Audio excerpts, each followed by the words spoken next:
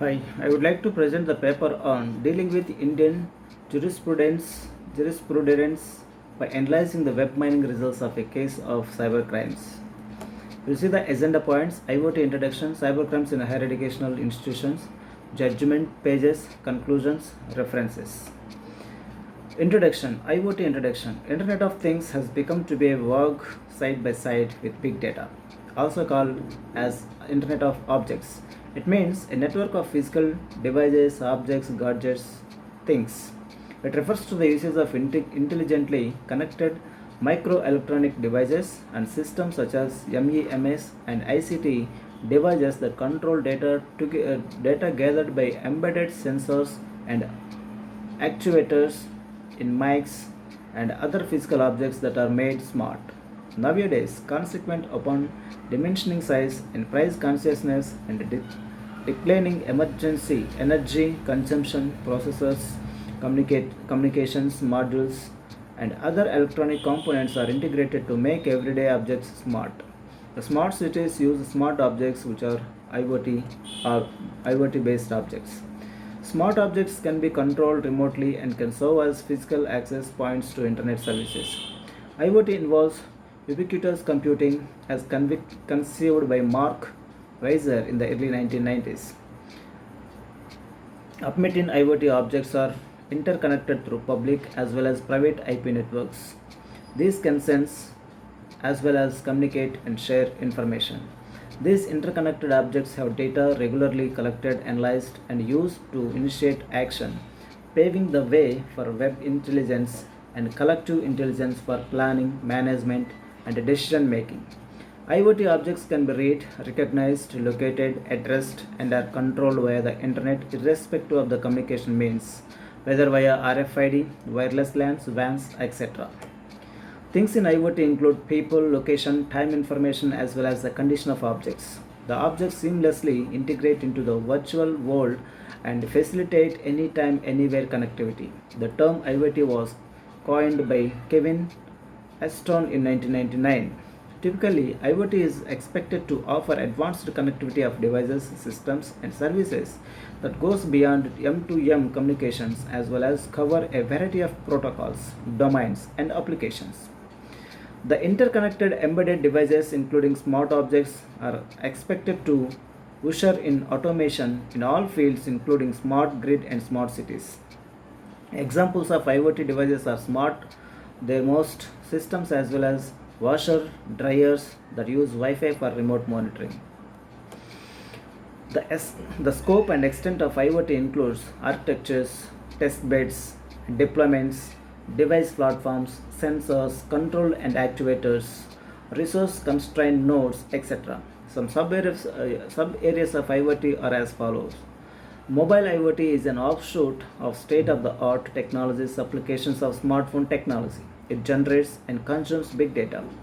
Onboard sensors making use of crowd-sourced data, promoting e-commerce or enabling B2B, B2C, and C2C connectedness are some examples of new applications of IoT.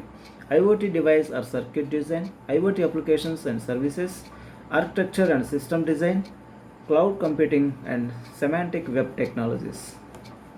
Interfaces, IoT analytics. IoT gives rise to scope for internet addiction, disorder, and increased cybercrime incidents. IoT is considered useful especially for the accessing or storing data by perceptible sensor-driven IoT devices. It pioneers the development of smart homes and onward to smart cities. IoT is not altogether the solution to the current today problems of cybersecurity. IoT systems are under attack for political and commercial reasons. In some cases, they are under attack to humiliate their targets. The internet technology is exploited to perpetrate crimes. Criminals find an avenue for launching attacks with relative anonymity. The increased complexity of the communication and networking infrastructure is making investigation of the cybercrimes difficult. Smart data is left untapped even as illegal activities are often buried in large volumes of data in order to detect crimes and collect clues of evidences. The field of digital forensics and cybercrime investigation has become very important for law enforcement, national security, and information assurance. This is multidisciplinary area that encompasses law, computer science, finance, telecommunications, data analytics, and policing. This IoT field brings together practitioners and researchers from diverse fields, providing opportunities for business and intellectual engagement among the attendees. The cyber crimes of relevance to the case under consideration are highlighted in the paper, notwithstanding the fact that for this kind of cybercrimes we do not have much to do with the IoT for the resolution of the cybercrimes. The cybercrimes are outside the possible domain of IoT. As such, IoT is of less potential to deal with the whole galaxy of cybercrimes of the kind considered. Cybercrimes in higher educational institutions. Cybercrimes tend to increase by leaps and bounds in the present day ICT based society. The higher educational institutes import ICT in academics. On the other hand, rampant technology abuse is also taking place in the academic simultaneously. We present that mere technological knowledge could be beneficial to the academics and society. Cybercritical solutions are not enough always. Social cognition should be modeled such that the technology usage only promotes the national development. Cybercrimes in academia is an index to it that the quality of national development is on the way. So, this screenshot represents the overtly inviting flexi banner of J&H Jack, which is involved covertly in cybercrimes including sedition, cheating, beggar, impersonation, and violation of SCI PIUA during 2015 academic admissions time for registrations by students in its cybercriminal website. So the flexi banner fixed to the university main entrance gate invites the academic stakeholders offline to get involved in its cybercriminal website, for example, for online registration on its organization. Thus, cybercrimes tend to thrive in higher educational institutions overtly and covertly. FCS GOT, fake, cheating, seditious government Telangana was brought to limelight subsequent to the case of multiple crimes of J&H Jack under NEIA GOT, TSCS GOT. This diagram represents the judgment page 1. So after filing the case, it went to hearings. So this is the judgment page 1. So this is judgment page 2, judgment page 3, judgment page 4, and judgment page 5.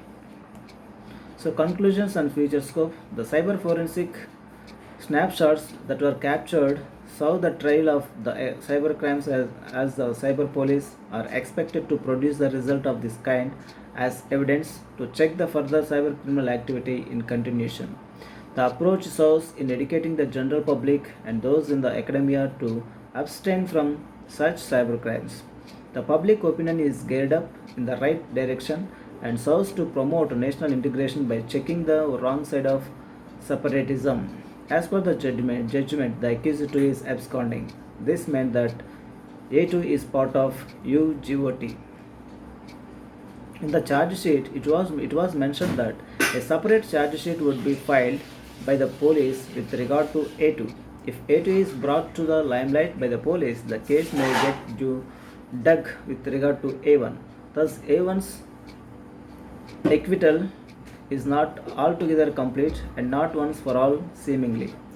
The campaign with regard to dealing with this kind of cyber crimes is better possible by social networks means and by such means as online guidance and counseling. The work has immense future scope with regard to the significance of cyber forensics and cyber ethics.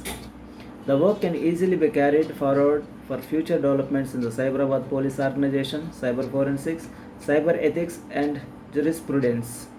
At the first instance, the present work may seem less technical, but the significance of cyber forensics and the cyber ethics can be best understood only in the light of the judgment copy, which is consequent upon the efforts in our earlier research papers towards the Elimination of TSNI. The work has not much to do with regard to PGOT.